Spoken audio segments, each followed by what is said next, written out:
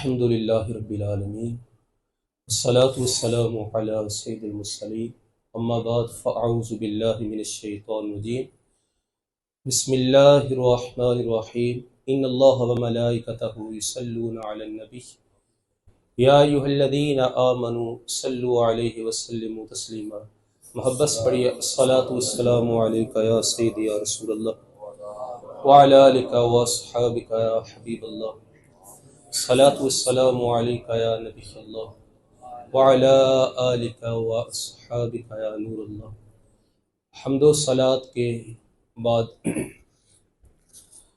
मुअस्सिस व मुकर्रम सामिन कराम, 22 रमज़ान मुबारक का आज रोज़ा है और आज की गुफ्तगू का उन्वान हया की फ़जीलत के मुतालिक है। अल्लाह रब्बुल इज़्ज़त इस मौजू पर जो कुछ बयान हो मेरी ज़ुबान पर कलिमतुल हक़ जारी फरमाए और हम सब को उस पर अमल की तौफ़ीक़ अता फरमाए। हया बड़ा मशहूर और सादा सा लफ्ज़ है। हया का वैसे माना झिझक महसूस करना है और हया ये इतना मारूफ और इतना अहम लफ्ज़ है कि हया उलमा फरमाते हैं ये मोमन का जेवर है। हया ये एक मुसलमान के माथे का झूमर है। हया जिस शय के अंदर आ जाए हया उस शय को खूबसूरत बना देती। नबी पाक सल्लल्लाहु अलैहि वसल्लम ने एक अंसारी सहाबी को देखा, वो अपने भाई को हया के बारे में दर्स दे रहे थे। तो मेरे आका अलैहिस्सलाम ने जब देखा कि हया के बारे में दर्स दे रहे, फरमाया सहाबी दाहु फ़इन्नल हया मिनल ईमान, फरमाया छोड़, हया तो ईमान का हिस्सा है। फरमाया हया के बारे में दर्स क्यों दे रहा है, हया तो ईमान है। फरमाया जिस बंदे के अंदर ईमान है ना, लाजमी तौर पर उसके अंदर हया होगी, और जिसके अंदर ईमान नहीं उसके अंदर हया नहीं। यानी हया ईमान का एक शुब है। हया और ईमान ये लाजम और मलजूम है। लाजमी तौर पर जो बंदा मोमन होगा उसके अंदर हया होगी। हाँ, अगर कोई मोमन भी हो हया भी ना हो तो उस बंदे को अपनी फिक्र करनी चाहिए कि मेरा ईमान किस दर्जे का है। सरकार ने फरमाया अल हया मिनल ईमान, फरमाया हया ये ईमान से है। नबी पाक सल्लल्लाहु अलैहि वसल्लम की दो जोजा हजरत उम्मे सलमा और हजरत मैमूना रजी अल्लाह अन्हुमा सरकार की बारगाह में बैठी थी। बाहर से सहाबी आए जिनका नाम था इब्ने उम्मे मक्तूम, नबीने थे। जो ही अंदर आए सरकार ने अपनी बीवियों से फरमाया इहताजिबा अनहु, फरमाया दोनों इनसे पर्दा कर लो, ये पर्दा कर लो, ये अंदर चली जाओ। अब वो बीबी अर्ज करने लगी या रसूल अल्लाह सल्लल्लाहु अलैहि वसल्लम अलैसा आमा फहुवा ला युबसिरुना, या रसूल अल्लाह आपको पता है वो नबीने हैं, वो तो हमें देख ही नहीं सकते, तो हम पर्दा कैसे करें, क्यों करें। तो मेरे आका अलैहिस्सलाम ने इरशाद फरमाया मेरी बीबियों, फरमाया वो नबीने हैं, तुम तो नबीना नहीं ना, तुम तो उनको देख सकती हो ना। तो हया जिस तरह मर्द के अंदर आंखों में होनी चाहिए उसी तरह औरत की आंखों में हया हो। ना मर्द अपनी नजर को भटकने दे, ना औरत अपनी नजर को, ये नहीं कि मर्द नजर झुका ले और औरत देखती रहे। सरकार ने अपनी बीवियों से फरमाया, फरमाया तुम तो नबीनी नहीं ना, तो इसलिए फरमाया तुम भी तो उनको देख सकती हो, लिहाजा तुम भी अंदर चली जाओ। वो तो देख नहीं सकते, लेकिन फरमाया तुम तो देख सकती हो। हया जब किसी मुसलमान के अंदर आ जाए, हया मुसलमान के पूरे जिस्म को खूबसूरत बना देती है। नबी पाक सल्लल्लाहु अलैहि वसल्लम ने सिर्फ एक तो होता है कि आंखों की हया, और एक होती है बदन की हया, एक होती है जुबान की हया, एक होती है शर्मगाह की हया। सबसे पहले मेरे आका अलैहिस्सलाम को अल्लाह रब्बुल इज़्ज़त ने कुरान में जो हुक्म फरमाया, फरमाया लोगों ए महबूब अपने मोमिनीन से फरमा दे कि वो अपनी नजरों की हिफाजत करे। सबसे पहले नजर भटकती है, जब बंदा बेहया होता है सबसे पहले नजर भटकती है, यानी नजर खराब होती है। अब नजर भटकने के बाद बंदे के ख्यालात भटकते हैं, ख्यालात भटकने के बाद बंदे की जुबान भटकती है, फिर बंदा जुबान से बातें करना शुरू करता है। अब इन सारी चीजें जब भटक जाती है तो फिर शर्मगाह इनकी तस्दीक करती। तो फिर बदकारी का अमल माज़अल्लाह अस्तग़फिरुल्लाह एक इंसान से सरजद होता है।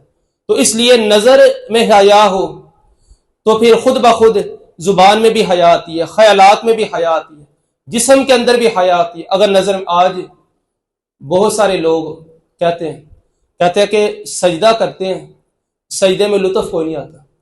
कई लोग कहते हैं नमाज पढ़ते हैं, ज़ौक़ कोई नहीं आता, इबादत में शौक कोई नहीं आता, सजदा बेज़ौक़ है।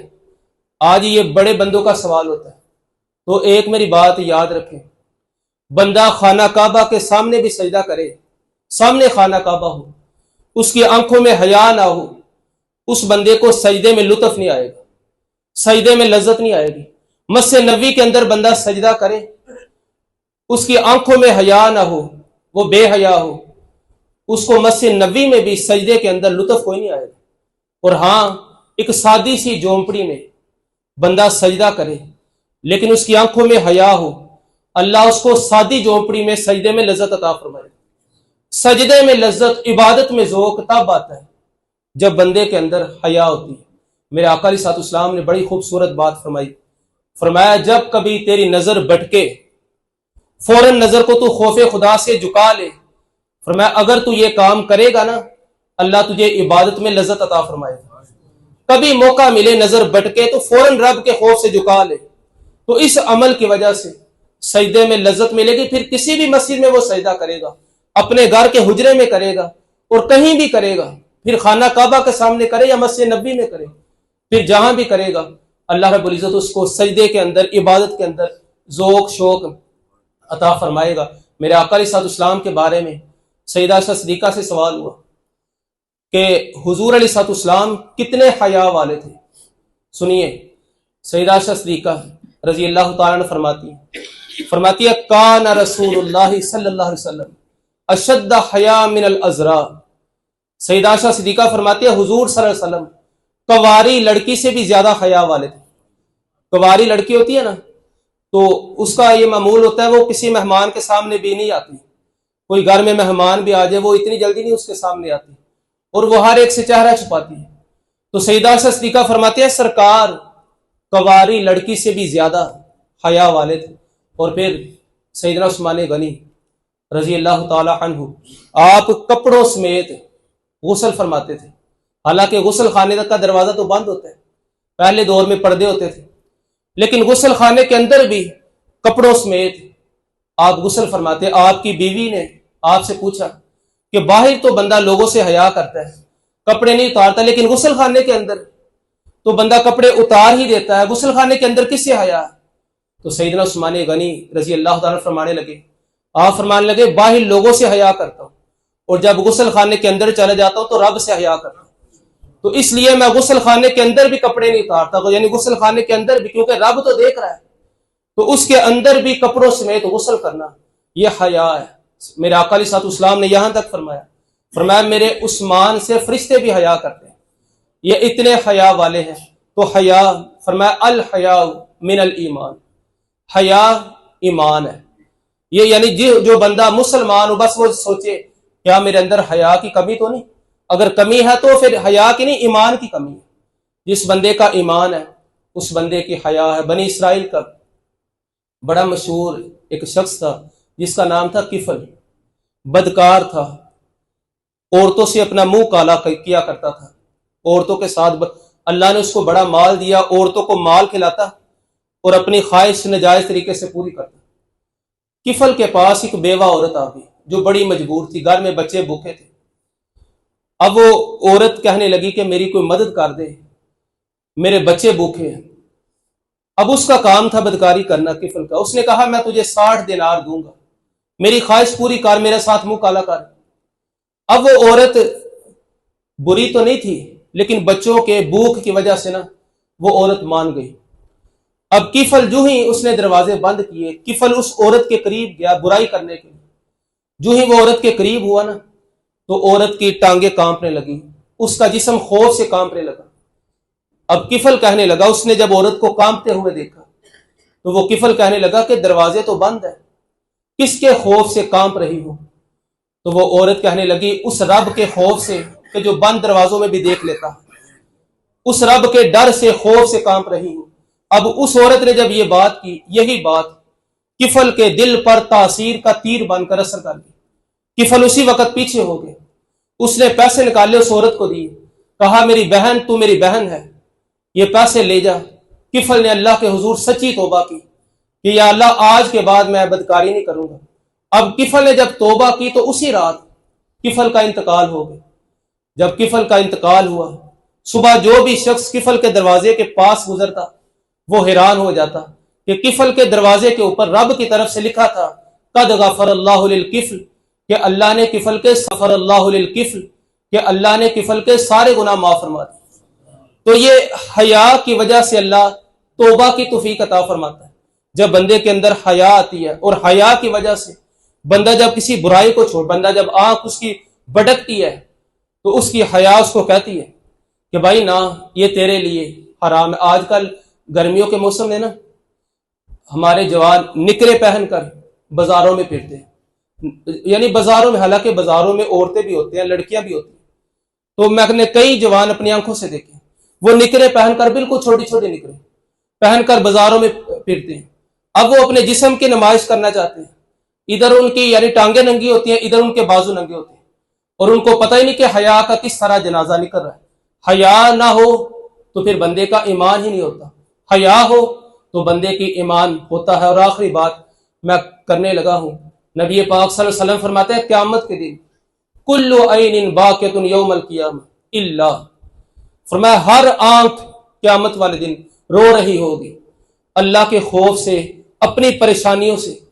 फरमाया हर आंख क़यामत वाले दिन, जब नफ्सो नफ्सी का आलम होगा, सूरज सवा नेज़े पर होगा, जब जमीन तांबे की तरह तप रही होगी, तो फरमाया हर आंख रो रही होगी। फरमाया 3 आंखें क़यामत वाले दिन नहीं रोएंगी, और वो बिल्कुल मुतमईन और वो खुश होंगी। फरमाया उनमें से वो पहली आंख, मेरे आका अलैहिस्सलाम फरमाते हैं गुद्दत अन महारिमिल्लाह, फरमाया जिसने जिंदगी में अपनी आंख को गैर महरम से बचा के रखा, जिंदगी में उसने अपनी आंख को भटकने नहीं दिया, कभी गैर महरम पर पड़ भी गई, अल्लाह के खौफ से नीचे कर दी। फरमाया क़यामत वाले दिन ये आंख रोएगी नहीं, दूसरी आंखें रो रही होंगी, इसने क्योंकि दुनिया में खौफ खुदा अपने अंदर बसा लिया।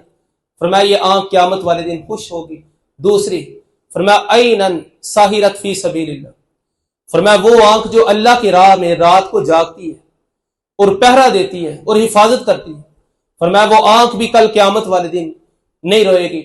और मेरे आका अलैहिस्सलाम ने इरशाद फरमाया तीसरी आंख, फरमाया ऐनन यखरुजु मिनहा मिस्ल रअसी ज़ुबाब मिन खशियतिल्लाह, फरमाया जिस आंख से अल्लाह के खौफ से कोई मोटे मोटे आंसू नहीं, मक्खी के सर के बराबर भी अल्लाह के खौफ से आंसू निकल आया जिस आंख से, फरमाया वो आंख भी कल क़यामत वाले दिन नहीं रोएगी। ये वो 3 खुश नसीब लोगों की आंखें हैं। फरमाया जब क़यामत का दिन होगा हर आंख रो रही होगी, फरमाया ये आंखें मुतमईन और खुश होंगी। तो हया जिस शय में आ जाए अल्लाह रब्बुल इज़्ज़त उसको खूबसूरत बना देता है। अल्लाह रब्बुल इज़्ज़त ने कुरान मजीद में फरमाया कुल लिल मुमिनीन यगुद्दू मिन अबसारिहिम, ऐ महबूब मोमिनों को फरमा दीजिए यगुद्दू मिन अबसारिहिम, अपनी आंखों को झुका कर रखे, अपनी आंखों को भटकना दे। और अगली बात फरमाया वयहफज़ू फुरूजहुम, और अपनी शर्मगाहों की हिफाजत, शर्मगाह का जिक्र बाद में है और आंखों का जिक्र पहले, क्योंकि पहले आंख भटकती है तो शर्मगाह उसकी तस्दीक करती है। अगर आंख ही ना भटके तो फिर शर्मगाह की जरूरत नहीं होती कि भटकने की। तो इसलिए अल्लाह ने फरमाया ऐ महबूब मोमिनों से फरमा दीजिए अपनी आंखों में हया पैदा करे और शर्मगाहों की हिफाजत करे। अल्लाह रब्बुल इज़्ज़त हम सबको बिलखसूस इस मिल्लत के, इस मुआशरे के नौजवानों को हया की दौलत से माला माल फरमाए। वमा अलैना इल्लल बलाग।